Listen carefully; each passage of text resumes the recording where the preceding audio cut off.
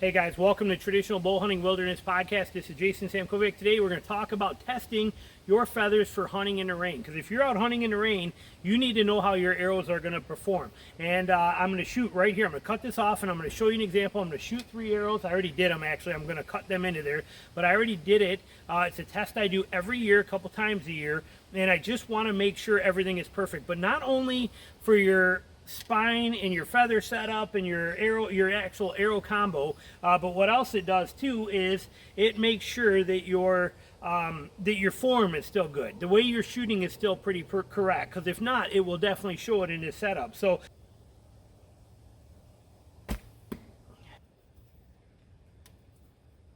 21 yards here.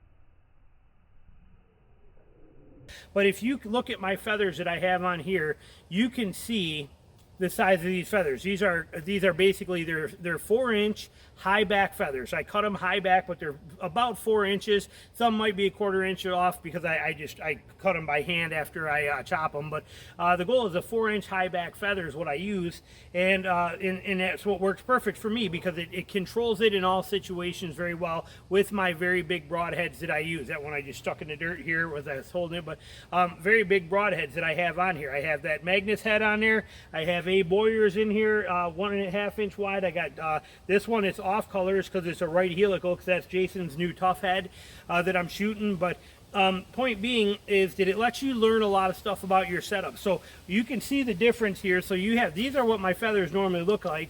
Well, when it rains, those feathers, I'm going to set that there, end up being matted down, which we can duplicate with this very, very high-tech amazing coffee cup. Notice Northern Miss longbows. Northern Miss longbows. There's a correlation there that didn't happen by accident. So if you're looking for a new bow, check out Northern Miss.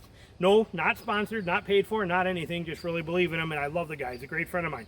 But you take your water, just a cup of water, stick the feathers in it, spin it around a few times, get them good and wet like that. Once you do, just soak them. Soak the feathers like that. They will bounce back. Okay, this isn't ruining an arrow, but soak the feathers.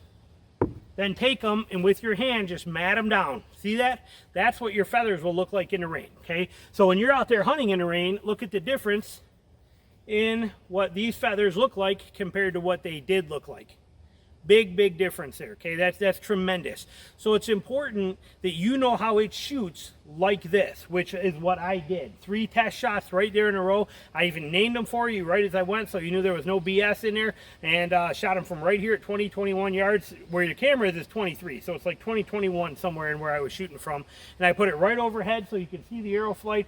You need to know that your arrows can fly in this kind of a condition, and this test will let you see that. Now, what happens if you cannot get an arrow? I mean, look at the size of that broadhead and how little feather. Now, I'm shooting 30.5% FOC on this. That balance point of that arrow, well, now it's soaking wet, so it'll be further, but it's like right here is where that balance point is on this.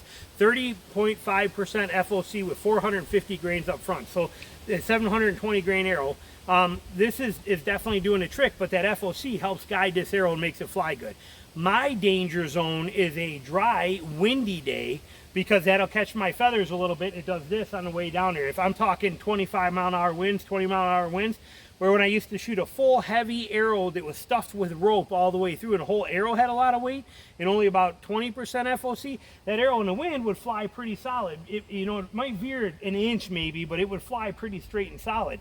Now with all my weight in the front, the arrow flies so much better in all conditions except for that high wind. I get a little bit of this tail wag as it goes down, and then the head pulls it forward. The wind hits it, it pulls it forward. But I've done videos on that you've seen me shoot bare shafts even with no feathers, and you see me shoot in high winds. I have videos from that stuff. Go back a couple of years, I got tons of them shooting out there doing that. That's my nemesis, my risk factor is dry, high winds in open areas, and so I pay attention to that accordingly, and I know what my equipment will do. I know the arrow and the broadhead will go exactly where I want. I know that arrow is going to wiggle a little bit on the way there, but on deer-sized game, it's going to do it. It's going to be fine. If I was going on a Cape Buffalo hunt, I was worried about that, I might change some feather setup or broadhead setup to try to maybe minimize that in high winds in desert areas or something. But back to this point, the reason I say that is you have to fix or understand what your limitations are. No different here. If you soak these feathers down, okay, and do it, I recommend you use a Northern Mist coffee cup because that soaks them the best, okay? So definitely use that kind of a coffee cup. But when you shoot this, if you go and you watch and it goes and that arrow goes, kind of comes out sideways and it shoots and goes, and it dives right in the ground and it's just down there. It just drops or it shoots off or it veers. What you have is you have broadhead planing, okay? Because you have no stabilization back here, these wings then dictate where this broadhead is, where this arrow is going to go. Those become the plane through the wind and take this arrow anywhere they want erratically. You don't want to have that happen. That's a very, very bad thing. So how do we fix that? What do we do to solve that? Great question.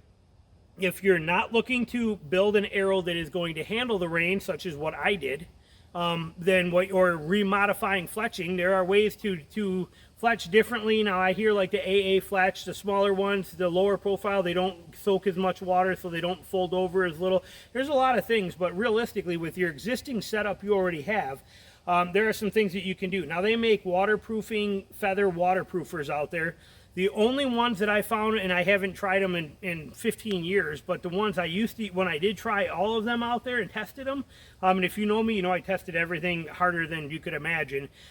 What I found worked best was like Snow Seal, the liquid silicone, okay? It's a bottle of liquid silicone, anybody makes it. It didn't have to be Snow Seal, but it's got, you twist the cap and there's like a cotton ball on the end of the cap, you pull it out, rub that on your feathers and then let it dry.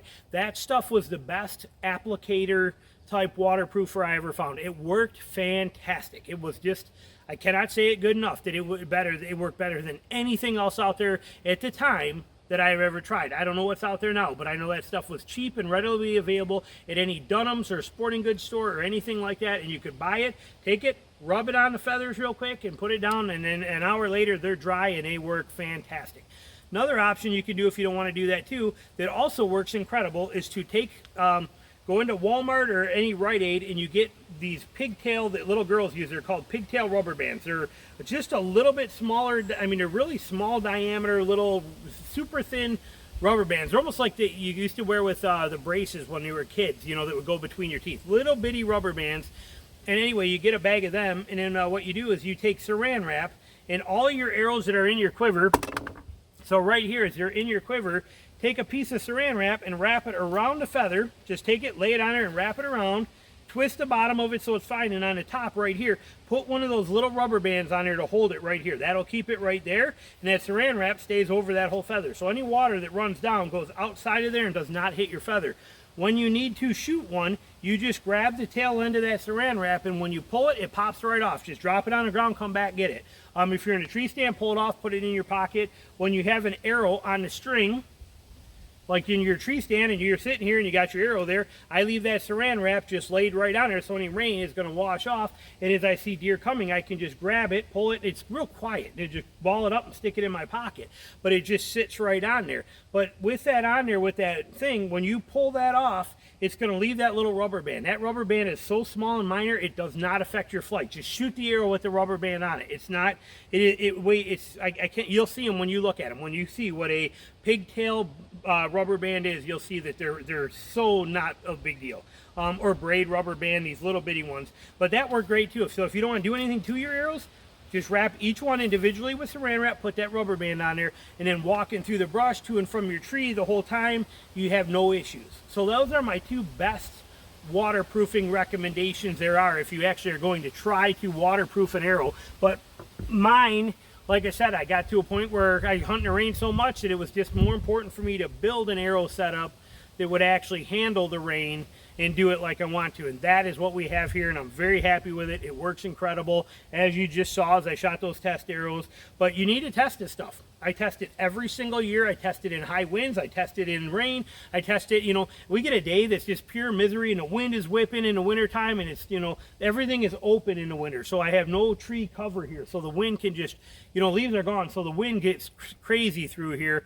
On those days, I come out and I shoot a few arrows and I watch what happens. Always with a broadhead. You cannot do this test with a field tip. Okay, it has to be with a broadhead, because when these feathers are gone or reduced, this takes over. The only way to beat this is with more weight up front in a perfectly tuned arrow. If you don't have those, this is going to drive everything in by wind planing. But if you have the weight up here, you can overpower that. Okay, so that's why FOC is a great thing. But if not, make your feathers, figure out how to get your feathers either to be able to withstand the rain like we said, or go to a smaller broadhead for rainy days, a nice tough head, 1-to-3 ratio head, something like that would probably do a lot better because you'll have less wind planing with it. So figure it out. If you hunt in the rain, figure it out, or know your limitations. Okay, if you're going to hunt in the rain and you know your arrows are going to act wonky, maybe it's time to get in a ground blind where you know you can keep them protected. Something, figure that out. It's your responsibility that every time you draw that back and you let that arrow go, you better make sure it's going exactly where you want it to. And if it's not, because you didn't test it, and you go to shoot this thing at that and it goes, and it flies over there, that's your fault. That's not the, you can't say, oh, my feathers were wet and it didn't fly like it was supposed to. That is your responsibility to know what it does when your feathers are wet. It is your responsibility to know where this arrow goes when it is windy. It is your responsibility to know what happens with your gear at all given times. We're taking lives here. This is more serious than you think it is, as far as I'm concerned. And it's up to you and your responsibility to make sure you know what's going on with them when it's raining. So thanks for watching. Talk to you later. All right, bye.